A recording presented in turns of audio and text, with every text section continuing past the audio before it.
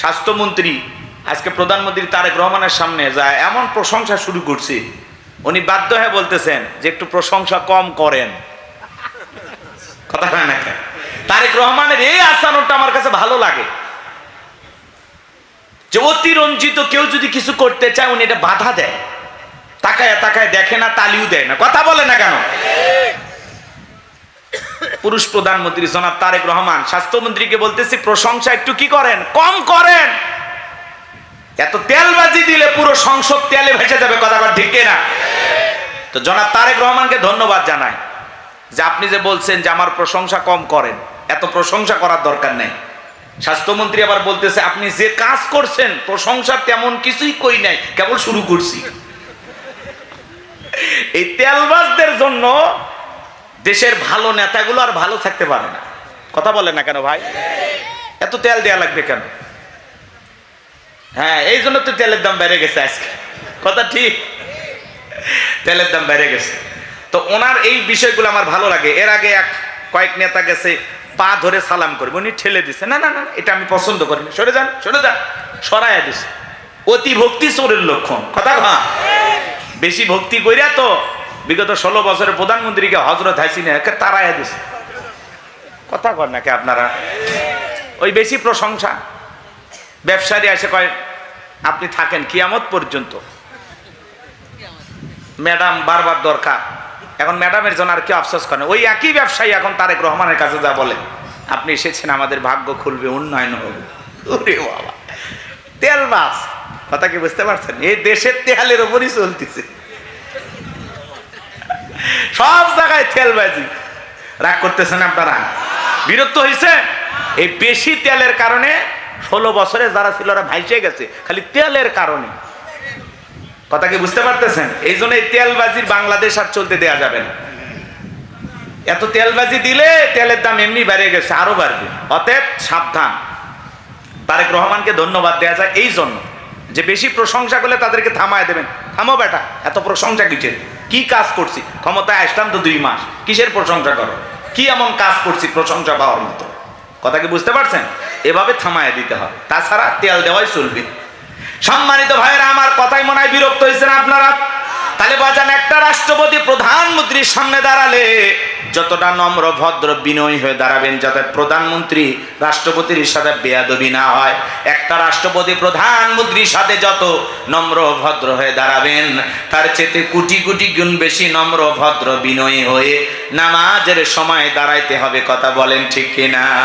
এজন্য আল্লাহ রাব্বুল আলামিন বলেন আল্লাযীনা হুম ফি সালাতিহিম খাশিউন।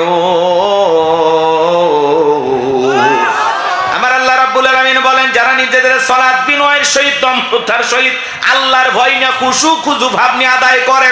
আপনি আমি যখন নামাজে দাঁড়িয়ে যাব, ও যশোরের মুসলমান ভাইয়েরা, মনে মনে খেয়াল করবেন আমি নামাজ আদায় করতেছি, আমার আল্লাহ আমাকে দেখতেছেন। আমি নামাজ আদায় করতেছি আর মনে মনে খেয়াল করব আমার আল্লাহ আমার সামনেই দাঁড়িয়ে আছেন। আল্লাহু আকবার। ফাঁসির আসামি যেমন জীবনের শেষ মনে কইরা 2 রাকাত নামাজ আদায় করে, আপনি জহরের নামাজ আদায় করবেন আর মনে মনে খেয়াল করবেন এই জহরের নামাজ আমার জীবনের শেষ নামাজ, আমি আসর পর্যন্ত নাও বাঁচতে পারি। এরকম আল্লাহর ভয় নিয়ে নামাজ পড়ার দরকার আছে না নাই? আল্লাহর ভয়ে আল্লাহকে রাজি খুশি করার জন্য শুধু এদিক 7 দিন পরে জুমার 2 রাকাত পড়লে হবে না। বাংলাদেশে জুমার নামাজ জন্য মসজিদ ভাঙে 2 তলা 3 তলা করা হয়। ফজরের নামাজের সময় 1 কাতার মুসল্লিও পাওয়া যায় না। কথা বলেন ঠিক কিনা? শুধুমাত্র আল্লাহকে রাজি খুশি করার জন্য কারা কারা 5 ওয়াক্ত নামাজ আদায় করবেন? 2টা হাত তুলে মালিককে দেখান। আল্লাহ আমাদের সবাইকে 5 ওয়াক্ত নামাজি বানায় দেন। চিল্লা কোন আমিন। আর একটু জোরে বলেন আমিন। আপনার মানে এবার মুমিন বান্দার 2 নাম্বার গুণাবলী। যুবক রেডি হও, এরপর ইসার আসতেছে আস্তে আস্তে। 2 নাম্বার গুণাবলী ওয়াল্লাযীনা হুম আনিল লাগবি মুরিদুন। মুমিন বান্দার 2 নাম্বার গুণাবলী অনর্থক কথাবার্তা বলা যাবে না, আজে বাজে কথা বলা যাবে না। এক জায়গায় বৈশা 2-3 ঘন্টা গল্প, মুখ খারাপ তুমুক খারাপ, এ ভালো না সে ভালো না। মনে হয় গীবত কমিটির সভাপতি সেক্রেটারি বসে গেছে, আছে না নাই? এলাকার সব তত্ত্ব ওনার কাছে আছে না নাই? কথা বলে না কেন? গীবত পরনিন্দা চকলখুরি আমাদের ভিতরে আছে না নাই? চা খাচ্ছে মানে চায়ের কাপে ঝড় তুলছে, ঝড়। বিবিসি নিউজ, কথা কয় চাচা, দেখছেন না? এই জন্য মুরব্বী চাচা চা খাচ্ছেন, খান, এত গল্প কে? আপনার এই জবানের প্রত্যেকটা কথা আল্লাহ রেকর্ড করতেছেন।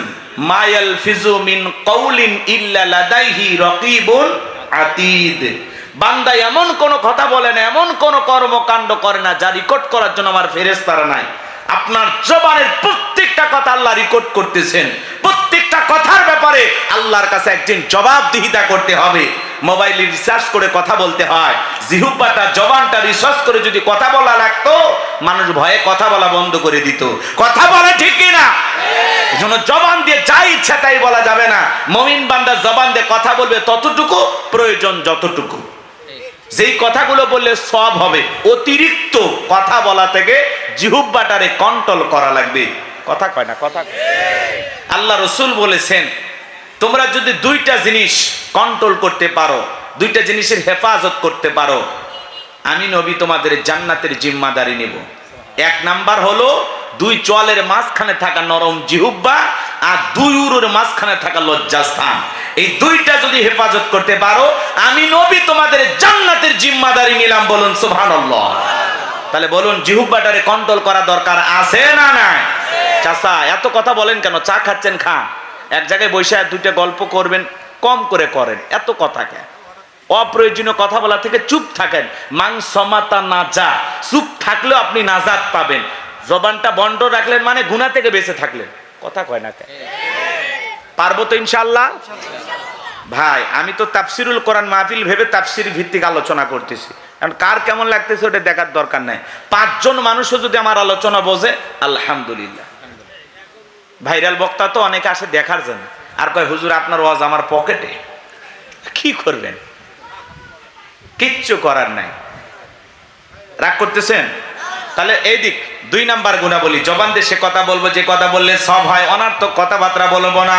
মুমিন বান্দার 2 নাম্বার গুণাবলী, মুমিন বান্দার টাকা পয়সা হলে মুমিন বান্দা অনার্থক কাজ করবে না। মুমিনের টাকা দিয়ে সিনেমা হল হবে না, যাত্রা গানের আয়োজন করবে না, গানের কনসার্ট দেবে না, মদের বার দেবে না, সিনেমা হল বানাবে না। মুমিনের টাকা হলে মুমিন মসজিদ বানাবে, মাদ্রাসা বানাবে, ঈদগাহ মাঠ বানাবে, কবরস্থান বানাবে, রাস্তার মধ্যে ফলের গাছ লাগায় দিবে, পুকুরের ঘাট বানায় দিবে। মুমিনের টাকা দিয়া ভালো কাজ হবে। জাহিদুল ইসলাম ভাই লক্ষ লক্ষ টাকা প্রবাসী ভাইদের কাছ থেকে নিয়ে আসছে, ভালো কাজের জন্য, নিজেও দিয়েছেন। কথা কন না কেন? আবার ওনার বাড়িতে মেহমানদারি করাইতেছেন। এই যে হাজার হাজার টাকা খরচ করতেছেন, কেন? উদ্দেশ্য ভালো না খারাপ? কথাকে বোঝেন নাই? এই যে সমস্ত ভাইয়েরা হাফেজ সাহেবকে গিফট দিলেন, কেন? ভালো কাজে টাকা ব্যয় করছেন। কথা বোঝেন? যাত্রার প্যান্ডেলে নর্তকীর নাচ থেকে টাকার বান্ডিল ছুঁড়ে মারে। কথা কয়? আর হাফিজে কোরআন হাফেজ হয়েছে সম্মানেতে, কেউ গিফট দিয়েছে টাকা পয়সা, বিভিন্ন কিছু তারে হাদিয়া দিলেন, খুশি হয়েছেন কে? কথা কি বুঝতে পারতেছেন? আপনার সম্পদ যা আছে, টাকা পয়সা যা আছে, ব্যয় হবে ভালো কাজে। এই জন্য মুমিন বান্দার 2 নাম্বার গুণাবলী, মুমিনের টাকা হলে মুমিন মসজিদ মাদ্রাসা বানাবে, ঈদগাহ মাঠ বানাবে, কবরস্থান বানাবে, ভালো ভালো কাজে টাকা ব্যয় করবে। কথা বলেন ঠিক কিনা?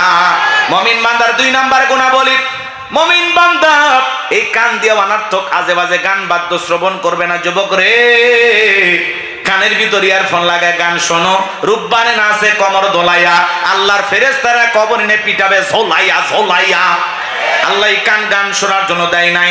সিরাজগঞ্জের এক যুবক কানের ভিতর ইয়ারফোন লাগাইয়া রেল লাইনে হেঁটে যাচ্ছে, ট্রেন এসে ধাক্কা মেরে 3 টুকরা করে থুয়ে গেছে। মরার পরেও কানের ভিতর ইয়ারফোন লাগানো ছিল। এখন কবরে যা, ফেরেশতারা তোর জায়গা মতো বাদ্যযন্ত্র বাজাবে। কথা বলেন ঠিক কিনা? যুবক কানের ভিতর ইয়ারফোন লাগা গান শুনতে শুনতে ঘুমের মধ্যে চলে গেলা। এই অবস্থায় যদি তোমার মৃত্যু হয়, মৃত্যুটা ভালো না খারাপ? আজে বাজে গান শোনে, পাখি আমার আপন ছিল না। কথা কয় না কেন? কত উল্টা পাল্টা গান যুবক। এই থামো, শিল্পী খুঁজে পাওয়া যাচ্ছে না, ফেটে যাচ্ছে। শিল্পী কাকে খোঁজো? হ্যাঁ, কত আজে বাজে গান যুবকদের। যাই হোক বাজান, বলতে গেলে রাগ করবেন, সামনে যাই, একটু অপেক্ষা করেন। বিরক্ত হয়েছেন আমার কথা? আগের শিল্পীও না, আগের গানেও না। এই চাচারা আগে গান শুনছেন না? পরের জায়গা পরের জমি ঘর বানায় আমিরও, আমি সেই ঘরের মালিক নই। গানের মধ্যে অর্থ ছিল, প্রজা ছিল। কথা বলেন, কি শিল্পী আব্দুল আলিম, কি গান, গানের কি সাইজ, গানের অর্থ আছে। আর এখনকার গান আজে বাজে, শিল্পী তার সেরা নাম দিচ্ছে ব্যান্ডের শিল্পী, চুলগুলো মহিলার মতো, গিটার হাতে নিয়ে তেরা বেকা লাফাচ্ছে আছে না? কই সকাল বেলা দেখা হলো, বিকেল বেলা হারালে, এটা বলে গান। কুত্তের মতো ঘেউ ঘেউ করতেছে বলে গান। শিল্পীও পাগল, যারা শোনে এরাও পাগল। কথা কোন ঠিক কিনা? বৈশাখও দেখছেন না? বৈশাখের গান দেখছেন? বৈশাখ পালন করবে যা গান করতেছে আর লাফিচ্ছে। কিসের গান? খালি বাদ্য আর বাদ্য, আর ওপর দিকে লাভ মারা নিচে পড়ে। এটা বলে শিল্পী। এরা আহত শিল্পী, প্রতিবন্ধী শিল্পী। কথা কোন ঠিক কিনা? গান পারে না, খালি মানে কুত্তা ভুগিচ্ছে, এটা তো বোঝা যাচ্ছে। এরা শিল্পী নামের কি? হ্যাঁ, এর চাইতে হিরো আলমের গলা ভালো। রাগ করতেছেন নাকি আপনারা? তা আল্লাহ জানো এরকম গান আমাদের জবানে, আমাদের জিহ্বায় যেন না আসে। কথা বলে ঠিক কিনা? কবির ভাই অনেক গান শুনেছে, আমি আর গান শোনাবো না। রাগ করতেছেন মনে হয় আপনারা? তাহলে মুসলমান যুবক কানের ভিতর ইয়ারফোন লাগায় গান শোনা যাবে না। হক্কানি উলামায়ে কিরামদের বয়ান শুনতে হবে, ইসলামী সঙ্গীত শুনতে হবে, কোরআন তেলাওয়াত শ্রবণ করতে হবে। মুসলমান এই কান দিয়া ভালো ভালো কথা শ্রবণ করবে। তাহলে মুসলমান বান্দা, এদিকে খেয়াল করেন, মুমিন বান্দার 2 নাম্বার গুণাবলী, জবান দিয়ে সে কথা বলবে যে কথা বলে সব হয়, সমাজে সেই কাজ চালু করবে যেইটা করলে সব হয়, কান দিয়ে সেইটা শ্রবণ করবে যেইটা